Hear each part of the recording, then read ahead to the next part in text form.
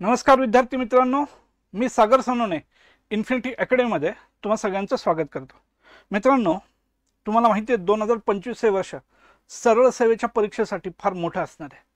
वेगवेगळ्या पदासाठी मोठे जाहिराती येणार आहेत आणि त्यातलीच एक महत्त्वाची गोष्ट ती म्हणजे तलाठी भरतीची जाहिरात लवकरच येणार आहे। जवळपास 700 प्लस जागा येऊ शकतात। ही मोठी जाहिरात आहे, त्यासाठी तुम्ही आता लढायला तयार असलं पाहिजे मित्रांनो। तर ह्या परीक्षेसाठी कोणकोणत्या गोष्टी महत्त्वाच्या आहेत, काय काय केलं पाहिजे, आपण याबद्दल काय करूयात, चर्चा करूयात। जागा जास्त असतील, तुम्ही तुमच्या बाजूने कमी पडू नका मित्रांनो, हे सर्वात जास्त महत्त्वाची गोष्ट आहे। मित्रांनो, न्यूजपेपर मधली आकडेवारी काय आहे हे जरा एकदा पाहू। एकूण मंजूर पद केलेली आहेत 16,549, त्यामध्ये सरळ सेवा आणि पदोन्नतीतली जी पद आहेत ती 14,078 आहेत आणि रिक्त जागा आहेत 2,477। त्यामुळे आपण म्हणत होतो 2500 ची जाहिरात येईल ते अपेक्षित आहे, पण आता जी सध्या चर्चा आहे, जी डिपार्टमेंट मध्ये चर्चा आहे की जवळपास 1700 प्लस त्या 1800-1900 जागा येऊ शकतात। पण मी तुम्हाला सांगतो की 1700 प्लस जागांची काय येऊ शकते, जाहिरात येऊ शकते। तर जर आपल्याला ह्या परीक्षेला सामोरे जायचं असेल, आपल्याला वाटत असेल की या वर्षी आम्हाला तलाठी होता आलं पाहिजे, 2023 मध्ये काही कारणामुळे थोडासा अभ्यास कमी पडला म्हणून तलाठी होता नाही आलं, पण आता ही संधी, नामी संधी तुमच्या समोर चालून आलेली आहे, ती त्या संधीचं सोनं तुम्हाला करता आलं पाहिजे। मग आपल्याला परीक्षेचं स्वरूप काय आहे, परीक्षा पद्धती कशी आहे हे जरा थोडक्यात समजावून घेऊ मित्रांनो। आणि वयोमर्यादा काय आहे, पगार काय किती आहेत हेही तुम्हाला मी सांगतो। एकूण 4 घटक फार महत्त्वाचे आहेत।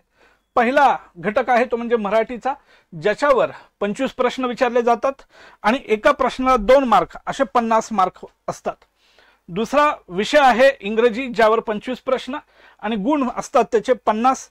तिसरा आहे सामान्य ज्ञान म्हणजे जीएस जीकेचा भाग आहे, 25 प्रश्न 50 मार्क आणि बौद्धिक चाचणी गणित आणि बुद्धिमत्ता याच्यावर 25 प्रश्न आणि 50 मार्क आहेत।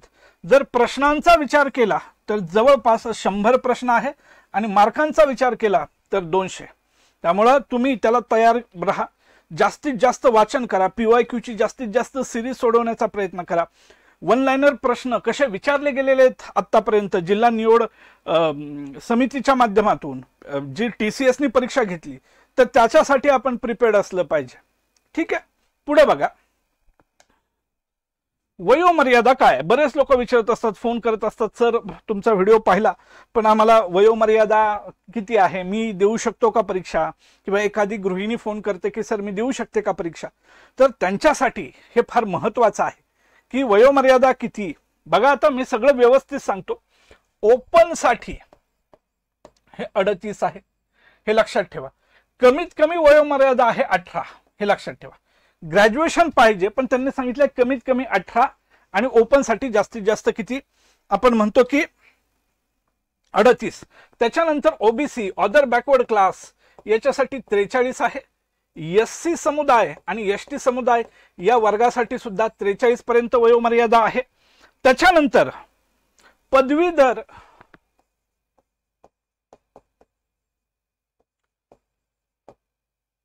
अंशकालिक यासाठी वयाची मर्यादा त्यांनी सांगितली 55। माजी सैनिक यांसाठी सांगितलेली आहे 45। त्याच्यानंतर आपण पाहू खेळाडू यांच्यासाठी सांगितले 43। त्याच्यानंतर दिव्यांग यांच्यासाठी सांगितलेली आहे 45, हे जास्त लक्षात ठेवा। मला एकांचा फोन आलता की सर मी दिव्यांग कॅटेगरीत आहे, मी कधीपर्यंत ही सर्व सेवा किंवा तलाठ्याची परीक्षा देऊ शकतो, तर वयाची 45 वर्ष लक्षात ठेवा। त्याच्यानंतर जो शेवटचा भाग आहे प्रकल्पग्रस्त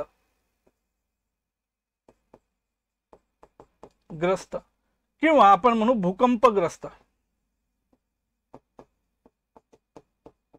यांसाठी पण वयाची मर्यादा आहे 45। हे तुम्ही व्यवस्थित काय ठेवा, लक्षात ठेवा मित्रांनो। जो तुमच्या मनात जो सगळ्यात मोठा प्रश्न असतो की हो सर तयारी करायची, अभ्यास करायची इच्छा आहे, काही कारणामुळे पूर्वी नाही करता आला, पण आता ती मनाची तयारी झालेली आहे, पण आम्ही वयाने पुढे निघून आलेलो आहोत, मग आता आम्ही अभ्यास करू शकतो का। तर हे बघा, हे तुमच्या प्रश्नाचं उत्तर इथं सगळं दिलेलं आहे। ह्यात मेल फिमेल असा भेद नाहीये. ओपनचा मेल ओपनची फिमेल 38, ओबीसीचा मेल ओबीसीची फिमेल 43. बरोबर. हे तुम्ही व्यवस्थित समजून घ्या. त्या दृष्टीनं जे बेसिक प्रश्न तुम्हाला पडतात त्या प्रश्नांची उत्तरं तुम्हाला मिळत नाहीत, त्यामुळे तुम्ही कन्फ्यूज असता. ते कन्फ्युजन आपण काय केलेलं आहे, दूर केलेलं आहे. पुढे बघा, पात्रता काय सांगितलेली आहे, तर तुम्ही कोणत्याही शाखेचे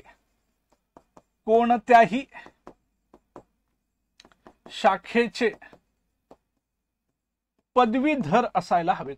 हे लक्षात, कोणत्याही शाखेचे, BA असा, BCom असा, इंजिनियर असा, डॉक्टर असा, व्हॉटएव्हर, तुम्ही पदवीधर पाहिजे. तुम्हाला किती मार्क पडलेत हे महत्वाचं नाही, तुमच्याजवळ ते डिग्री सर्टिफिकेट असलं पाहिजे. That's it. तुम्ही 35% पास झालाय, 40ने झालाय, 80ने झालाय, 90ने झालाय, हा महत्वाचा मुद्दा नाहीये. ठीक आहे ना. चला पुढचा मुद्दा बघूयात आपण. MSCIT लागतं का? तर उत्तर आहे हो, MSCIT लागतं. आजच्या आधुनिक काळामध्ये संगणकाच्या जगामध्ये तुम्हाला कम्प्युटरचं ज्ञान असायला पाहिजे, हे कोणच नाकारू शकत नाही. परंतु एखाद्या विद्यार्थ्याजवळ नसेल तर काय, आणि त्याचं तर सिलेक्शन झालंय तिचं तर MSCIT आवश्यकता आहे का? तर नक्कीच आहे.